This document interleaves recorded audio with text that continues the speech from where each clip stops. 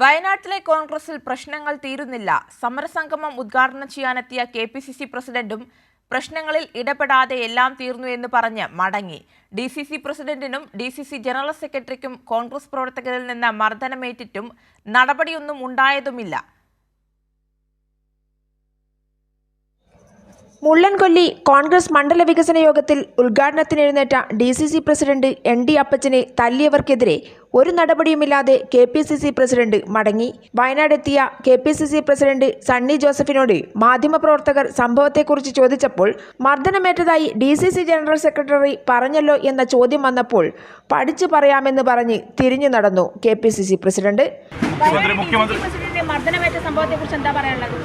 മർദ്ദനേറ്റിട്ടില്ല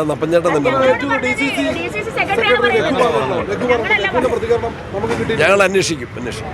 പിന്നീട് സമരസംഗമത്തിലും നടന്ന പ്രശ്നം കഴിഞ്ഞു എന്ന രീതിയിലായിരുന്നു മറുപടി.